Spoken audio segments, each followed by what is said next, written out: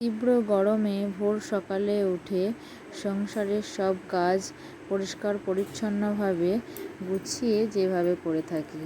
রাধে রাধে বন্ধুরা, আপনারা সবাই কেমন আছেন? আশা করি সবাই সুস্থ আছেন ও ভালো আছেন। আমরাও সবাই খুব ভালো আছি। তো প্রচণ্ড গরম পড়েছে। এই গরমে ভোর ভোর উঠে কাজ সেরে নিই। তো সাথে থাকুন, আশা করি আজকের ব্লগটা আপনাদের ভালো লাগবে। তো আজ হচ্ছে রবিবার, আর রবিবার সকালের দিকেই একদম পশ্চিমের আকাশটা মেঘে পূর্ণ হয়ে গেছে। মানে একদম ভোর থেকেই মেঘ ধরে গেছে, আর হালকা হালকা বাতাসও দিচ্ছে, একটু হালকা ঝড়ের মতো। মনে হচ্ছে এই আমগুলো আমাদের পড়ে যাবে। তো পূব দিকের আকাশ পরিষ্কার আর পশ্চিমের আকাশ মেঘলা। তো সকাল থেকে এরকম ওয়েদার, তারপর যাই হোক একটু একটু করে মনে হচ্ছে আকাশটা পরিষ্কার হয়ে যাচ্ছে। তো তারপর আমি এদিকে ছাদ থেকে নেমে সিঁড়িটা প্রথমে ঝাড় দিয়ে নিলাম।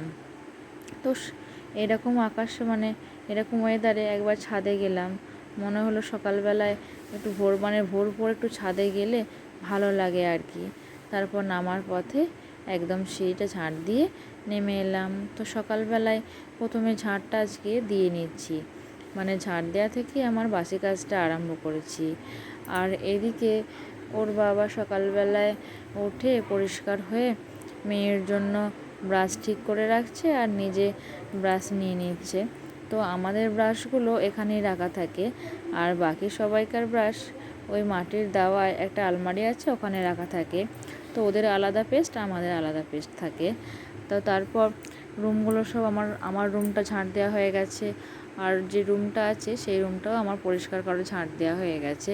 তো আজকে ভাবলাম এই রুমটা একটু ঝাড় দেওয়ার আগে একটু পরিষ্কার করে মুছে দিই। তো কদিনই হলো এই রুমটা একটু পরিষ্কার করে মোছা হয় না। তো সেজন্য আজকে ভাবলাম এই ঝাড় দেওয়ার সময় একটু পরিষ্কার করে মুছে নিই। তো তারপর না হলে সময় পাবো না।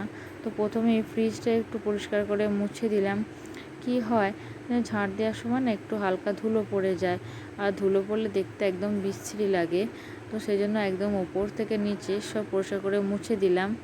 তো তারপর এই যে এখানে যে পর্দার যে স্টিলটা আছে সেটাও মুছে দিলাম। তো এগুলো না মুছলে একদম ধুলো পড়ে যায়। তারপর খাটের স্ট্যান্ডটা থেকে আরম্ভ করে সব একদম পরিষ্কার করে মুছে ফেলেছি। তো এইগুলো না মুছলে যখন হয়তো মশারি খাটানো হলো, তখন না ধুলো থাকলে না সেগুলো সব মশারিতে লেগে যাওয়ার সম্ভাবনা থাকে। তো পরিষ্কার মশারি না হলে নোংরা হয়ে যাবে। তো তারপরে খাটটাও একটু ভালো করে মুছে দিলাম। তো পরিষ্কার পরিচ্ছন্ন না থাকলে ঠিক দেখতে ভালো লাগে না, আর নোংরা ঘর আমার একদম ভালো লাগে না। সেজন্য সকালবেলায় উঠেই আগে পরিষ্কার পরিচ্ছন্ন করার চেষ্টা করি, কেননা বেলা হয়ে গেলে না আর সময় পাই না। হয়তো ভাবলাম যে একটু পর মানে ঝাঁটপাট দিয়ে হয়তো সময় করে মুছবো, তখন আর সময় পাই না। তারপরে এদিকে ছেলেকে সামলানো, মেয়ের স্কুল পড়াশোনা এগুলো সব আছে। তারপর এদিকে জানালাটা আর খুললাম না, কেননা এদিকে এই পুকুরের ধারে নানা রকম গাছ থেকে পোকা এসে ঘরে ঢোকে, সেজন্য আর খুললাম না আজকে। আর এদিকের জানালাটা খুলে দিলাম যাতে রোদটা একটু বাড়ির ভিতর মানে রুমটার ভিতরে আসে, বেশ ভালো লাগবে। আর এই যে কাগজের ফুলদানিটা দেখছেন, মানে দেয়ালে যে টাঙানো আছে, এটা আমি বাড়িতেই তৈরি করেছি। মানে অনেক দিনই হলো, তো রঙটা একটু ফেড হয়ে গেছে হালকা। তো তারপর ভাবলাম যে এই জানালাগুলো একটু ধুয়ে দিই।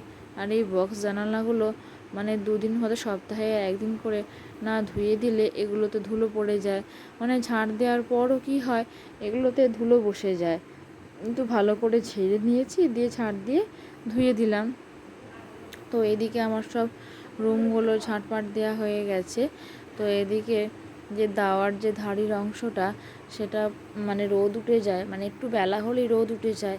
তাতেই ওই সামনের দিকটা এখন রোদ চলে এসেছে। তো রোদ গরমে এত কষ্ট হয়, সেজন্য সকালবেলায় আগে এখানটা মুছে নিলাম।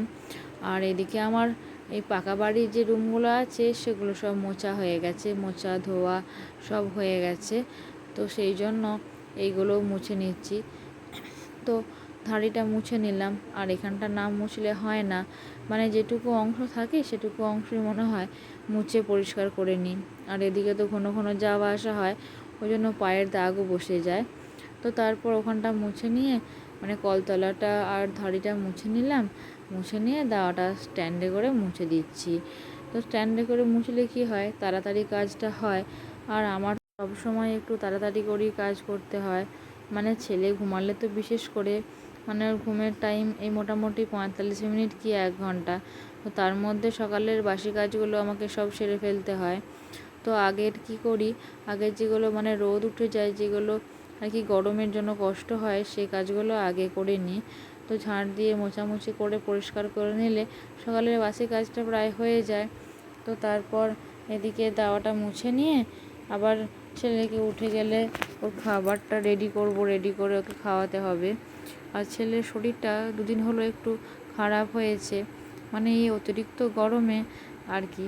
যেমন আমাদের সব বড়োদেরই শরীর খারাপ করছে, আর ওরা তো ছোটো মানুষ, সব সময় ধরুন গরম জাতীয় খাবার খাওয়া, তারপর এমনি কোলে থাকা, আর সেই জন্য হয়তো আরও শরীর খারাপটা করছে। না আমরা যেমন গরমেতে ফ্রিলিভাবে থাকতে পারি, কিন্তু ওরা তো আর ছোটোরা তো আর ফ্রিলিভাবে থাকতে পারে না। তো সেই জন্য আর কি, তো যতটা সম্ভব ওকে ফ্রিলি রাখার চেষ্টা করি।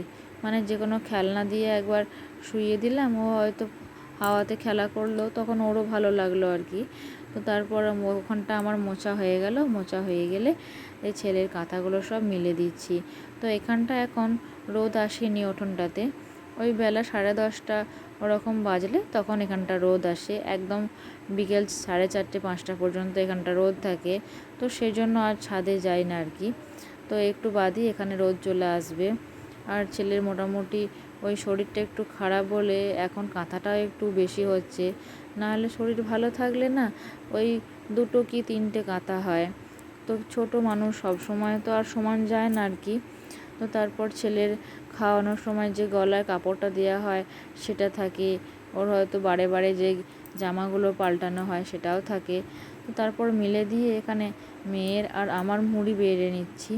তো আজকে জলখাবারে মুড়ি খাবার জন্য, আজ তো রবিবার, তো হাট থেকে চপ আনা হয়েছিল, তো আজকে চপ দিয়ে আমরা মুড়ি খাবো। তো দুজনে একটা করে চপ নিয়ে নিলাম, আর শসা কেটে রেখেছিলাম, তো শসার কুচিগুলোও নিয়ে নিলাম। আর এই গরমে কিন্তু শসা খাওয়া খুবই ভালো। আর এই যে এখানে মিষ্টি ছিল, মিষ্টিও নিয়ে নিলাম। তো বন্ধুরা, আমাদের গোয়াল বাড়িতে একজন নতুন সদস্য আবার বেড়ে গেছে, মানে 5 জন ছিল, 5 জন থেকে 6 জন হয়ে গেছে। তো আজ সকালেই আমাদের এই ছোট্ট পাড়া বাছুরটা হয়েছে। তো এখন দেখুন ও উঠে মায়ের দুধ খাচ্ছে। তো তারপর আমি স্নান করে নিলাম, স্নান করে নিয়ে এখানে পুজো দিতে চলে এলাম। তো আমার গোপাল সোনার সেবার জন্য ফলও কাটা হয়ে গেছে। তো আজকে গোপাল সোনাকে আম, আঙুর, শসা, মিষ্টি এসব দুপুরের সেবায় দেওয়া হচ্ছে। তো এই বড় বড় পাকা আমগুলো হাটবারে আনা হয়েছে। তো প্রত্যেক হাটবারেতেই ঠাকুরের জন্য ফল নেওয়া হয় আর কি। তো তারপর আমি এখানে প্রদীপ ধূপ জ্বেলে নিলাম, আর ধূপ দেখিয়ে দেব। তারপরে যে ফুলগুলোও সাজিয়ে দিয়েছি। আর এখন না বাগানে প্রচুর জবা ফুল ফুটছে। তো আজকে মালা গাঁথিনি, তো মালাটা বিশেষ করে শনিবারই গাঁথা হয়, ওই কালীতলায় পুজো করাতে যাওয়ার জন্য। আর অন্যান্য বারে মানে সময় পেলে হয়তো মালা গাঁথলাম, কিন্তু বিশেষ করে সময় পাওয়া যায় না। আর সেই জন্য ফুলগুলো না এখানে সব সাজিয়ে দিয়েছি। আর এমনিতেও ঠাকুর ঘরটা সাজালে বেশ দেখতে ভালো লাগে। তো তারপর আমি এখানে গোপাল সোনার সেবাও দিয়ে দেব। থেকে উঠে সংসারের সব কাজ করে যখন স্নান সেরে এই ঠাকুর ঘরে আসি, সত্যি মনটা একদম ভালো হয়ে যায়। তো সংসারে যতই কাজ থাকুক আর যতই দেখবেন জীবনে ওঠাপড়া হোক, এই ঠাকুর ঘর এমন একটা জায়গা যেখানে এলে মনে শান্তি মেলে। তো সেই জন্য না প্রতিদিন ঠিক সময় করে কাজের মাঝেই আমি গোপাল সোনার সেবা করে নিই এবং অন্যান্য ঠাকুরেরও সেবা করে নিই। তো আমাদের যে ঠাকুর বাড়ি আছে সেখানেও প্রতিদিন সেবা দিতে যেতে হয় আর কি। তো ওখানে ফুল গাছ আছে, বাগান আছে, ওখানে গিয়ে ফুল তুলতে হয়। আর যে ঠাকুর বাড়ি যে বাড়িটা আছে আর কি, সেখানে প্রতিদিন ঝাঁট দেওয়া, মোছা, লতা দেওয়া এসব করতে হয়। তো আমার পূজা হয়ে গেল। আর এদিকে আমার গোপাল সোনার কাকাই এনেছিল গোপাল সোনার জন্য এই লাল লাল জুতোগুলোকে পরিয়ে দিয়েছিলাম, ভাবলাম একবার দাঁড় করিয়ে আপনাদেরকে দেখাবো, কিন্তু এমন দুষ্টু ছেলে যে খানিকক্ষণ খেলার পরই জুতোগুলো টেনে খুলে দিল। তা আপনাদেরকে আর দেখানো হলো না। তো আজকে রান্না হচ্ছিল শাক ভাজা, মানে কলমি শাক ভাজা হচ্ছিল। আর এই শাকটা একটু মানে ভাজা ভাজা করে না ভাজলে ভালো লাগে না। আর আমাদের বাড়িতে তো সবাই রসুন খায় না, সেই জন্য নিরামিষে শাকটা ভাজতে হয় আর কি। রান্না হয়ে গেলে ভাত বেড়ে নিলাম।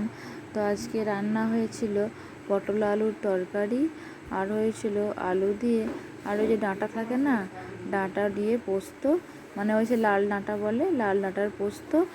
আর হয়েছিল এই ছাতু, মানে মেয়ের জন্য আর কি, এই ছাতু মাখা আর শাক ভাজা আর আমের চাটনি।